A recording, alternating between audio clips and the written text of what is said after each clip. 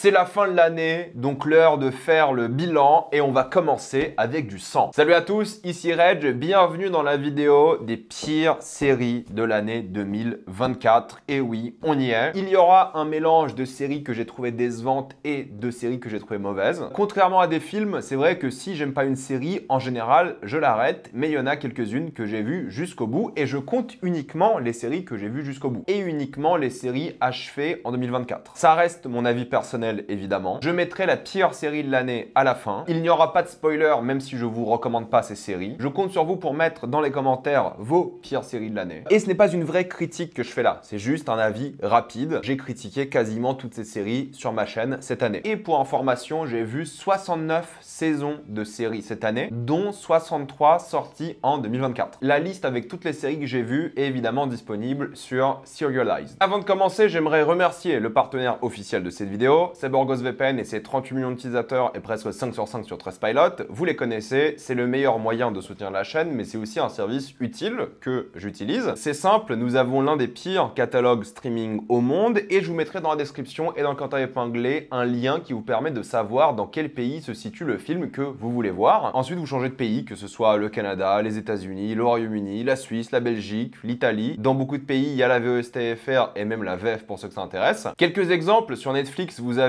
It Ends With Us qui est disponible, Bad Boys 4 et même Emilia Perez. Sur Prime Video, vous avez Challengers, l'un des meilleurs films de l'année. Sur Apple, vous avez aussi Fly Me to the Moon qui arrive cette semaine. Sur Disney+, vous avez le nouveau film La Planète des Singes, vous avez Vice Versa 2, Deadpool et Wolverine et même Alien Romulus. Et sur Max, c'est la fête et encore une fois, utilisez Max depuis l'application officielle Max. Et vous avez accès à cette application même si vous avez Max via votre abonnement MyCanal. Parce que vous avez Horizon de Kevin Costner, vous avez Civil War, vous avez Trap, vous avez Beetlejuice 2 déjà, Joker 2 aussi dès cette semaine. Pour les gros consommateurs de YouTube comme moi, vous avez YouTube Premium pour beaucoup moins cher. Vous allez dans un pays de l'Union Européenne, que ce soit la Roumanie, la Bulgarie, et vous avez donc pas de publicité, vos vidéos en mode podcast où vous pouvez les télécharger. Et c'est bien d'utiliser l'Union Européenne parce que c'est plus simple d'accès et si vous n'y arrivez pas, il y a plein de tutos en ligne qui le font, ça marche encore. Vous serez en bien plus grande sécurité avec un VPN, que ce soit sur la Wi-Fi de l'université, de l'hôtel, de l'aéroport ou même de chez vous. Vous pouvez partager un compte avec cette personne au total, c'est disponible sur tous vos appareils préférés sans aucun problème et en quelques clics c'est fait, tout le monde peut l'utiliser. Vous pouvez essayer par vous-même car vous êtes satisfait ou remboursé sous 45 jours et vous avez une assistance technique en français 24h7. Utilisez le lien dans la description, dans le commentaire épinglé afin de vous abonner à BorgosVPN et bénéficier de 83% de réduction plus 4 mois gratuits.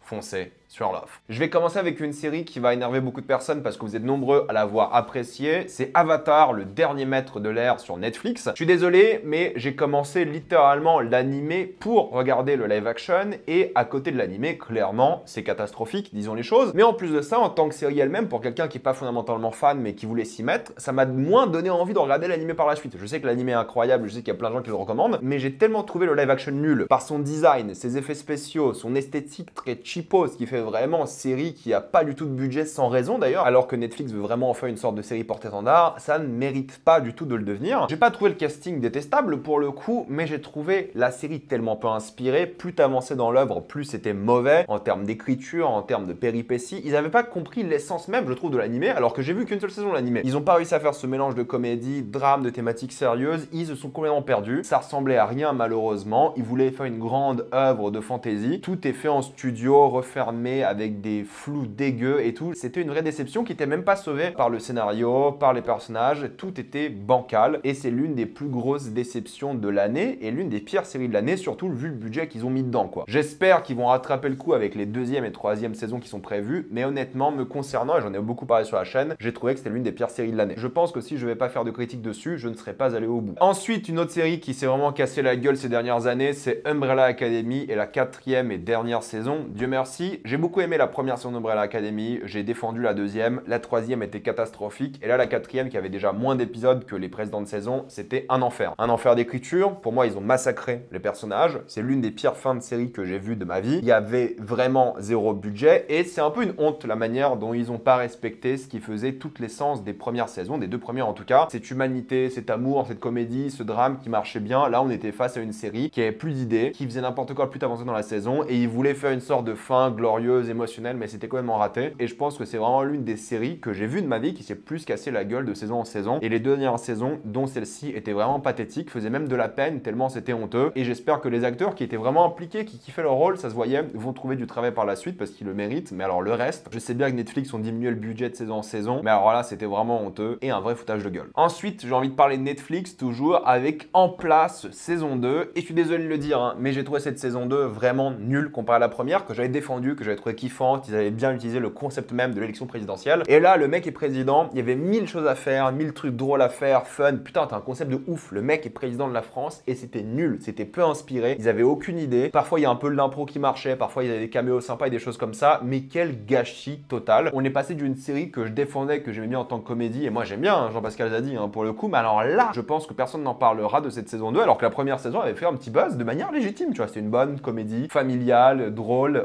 assumée, plutôt cool, et là, rien du tout quoi. J'ai beaucoup moins rigolé, c'était beaucoup moins inspiré de tous les points de vue, et c'est impossible de gâcher un concept comme ça quoi. Pourquoi tu fais n'importe quoi à ce point-là? Ils ont pas osé aller au bout du truc, ils ont même pas été aussi thématiquement intéressants que la première saison sur les banlieues et tout, là ils ont parlé un peu de colonisation, des choses comme ça, mais c'était trop peu, et c'était une opportunité ratée de faire un truc vachement unique, fascinant et qui était dans l'air du temps par rapport aux élections législatives et tout, mais non, c'était raté et ça m'a grave déçu. Mais c'est aussi mauvais, plus qu'une déception. Celle-ci, vous êtes beaucoup à la défendre aussi, mais je suis désolé, moi c'est pas possible. Le Seigneur des Anneaux, les Anneaux de Pouvoir saison 2, c'est encore une fois catastrophique. Je ne pense pas que j'ai vu un tel gâchis d'une licence de ma vie. C'est très rare qu'une franchise comme le Seigneur des Anneaux, une licence aussi connue, aussi incroyable, se casse autant la gueule. Il n'y a rien qui va entre les mauvais acteurs, et c'est pas leur faute, je pense que c'est la faute du scénario. Le scénario a rallonge 8 épisodes où il se passe vraiment pas grand chose et il y a très peu de séquences qui sont bien. Pourtant, ça commençait bien. Moi, j'avais bien aimé les 2 premiers épisodes, mais après, ça tombe dans tous les travers de la première saison. C'est un ennui total, un vrai manque d'énergie. Au moins, il y a certaines séquences qui ont de la gueule parce qu'il y a un budget faramineux derrière, mais pas toutes. Tout ce qui concerne l'action, c'est généralement très mauvais et émotionnellement, t'es pas du tout investi. Je pense vraiment que c'est l'une des pires séries de l'année. Un gâchis comme pas possible. C'est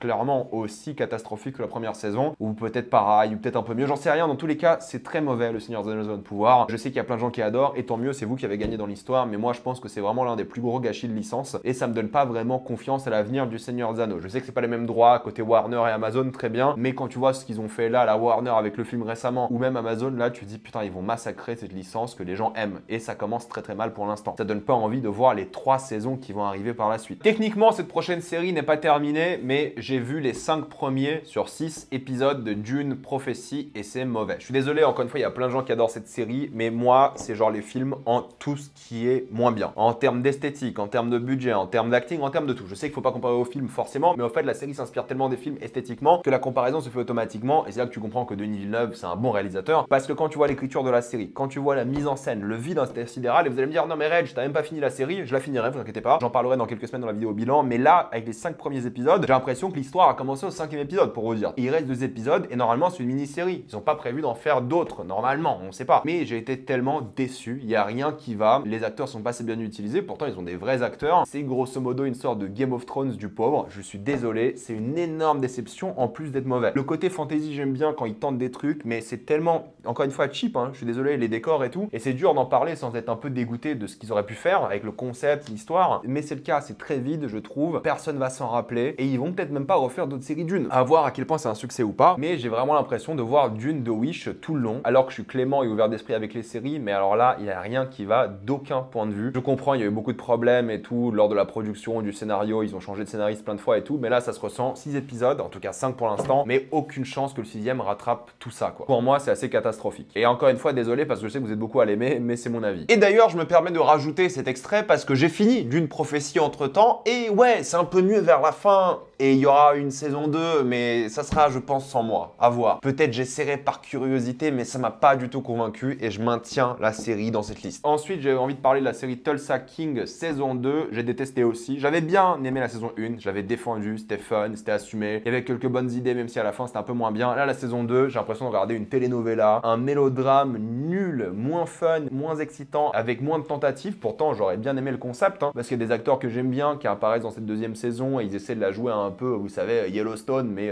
Tulsa King, quoi. Je peux respecter la tentative, mais c'est raté, quoi. On s'emmerde terriblement. On comprend aussi qu'il y a eu des problèmes. Ils se sont vraiment tous embrouillés, les scénaristes, les showrunners, lors de cette saison 2, et bah ça fait une saison de vide. Ça n'a pas évolué, il s'est quasiment rien passé d'intéressant. Pour moi, ça mérite clairement d'être dans cette liste des pires séries de l'année. Pourtant, encore une fois, moi j'étais chaud pour la saison 1, j'étais chaud pour voir la suite parce que j'ai été diverti auparavant, mais alors là, c'était plus une souffrance qu'autre chose. Je ne peux évidemment pas la recommander. Maintenant, j'ai envie de parler de quelques séries que j'ai trouvées moyennes ou un petit peu décevantes ou de séries dont les gens vont pas se rappeler. Alors évidemment, Echo, c'est pas mauvais en soi, mais personne va s'en rappeler. Je suis désolé. Percy Jackson, je suis curieux de voir la saison 2 parce que la saison 1, moi, m'avait pas mal déçu. Je pense qu'il y avait mieux à faire, mais la saison 2 a du potentiel et ça peut le faire, donc je croise un petit peu les doigts quand même. The Regime, c'était quand même pas mauvais non plus, mais en termes de concept, de satire, c'était un peu trop bancal, un peu trop peu inspiré, ce qui est dommage parce que c'est quand même l'équipe derrière Mare of Easttown. Tu t'es dit, ok, Kate Winslet, tout ça, c'est mortel, c'est ok, sans plus, mais c'est quand même décevant vu le concept encore une fois. Fiasco, honnêtement, c'est cool sur le moment, mais personne va s'en rappeler, c'est un divertissement bancal et oubliable. Cette année, en termes de comédie sur Netflix, c'était pas au niveau, je trouve. The Acolyte, c'était pas mauvais en soi, mais clairement, disons les choses, c'était une déception vu le concept et c'était globalement assez moyen. The Franchise, tu dis, ok, le concept de réalisateur de blockbuster en mode Marvel, en mode sitcom, ça peut être sympa. Pas vraiment, au final. Très peu inspiré encore une fois, ils ont pris le chemin de la facilité tout le temps et sans rendre les choses fun, les personnages attachants. Moi, c'était décevant comme série. Et Time Bandits, et là aussi la série Apple, tu dis, ok, il y a des scénaristes intéressants, c'est adapté d'un comics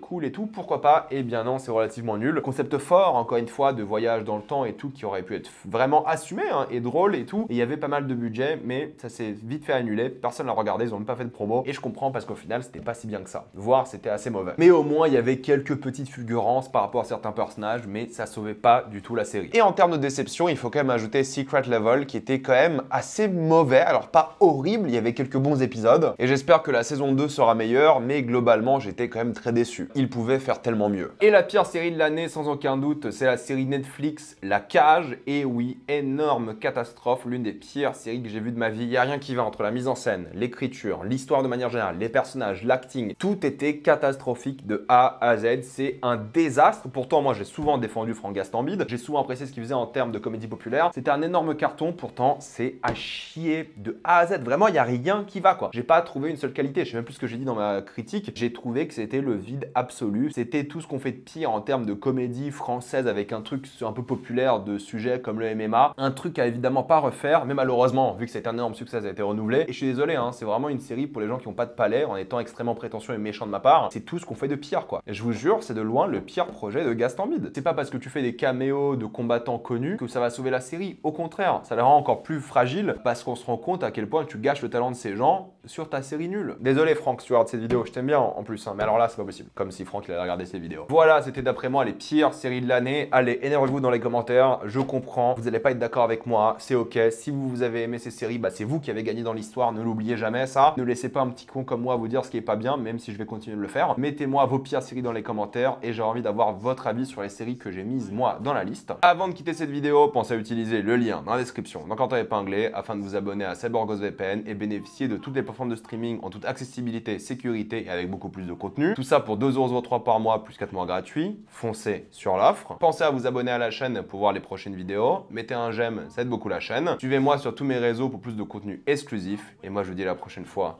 Salut à tous.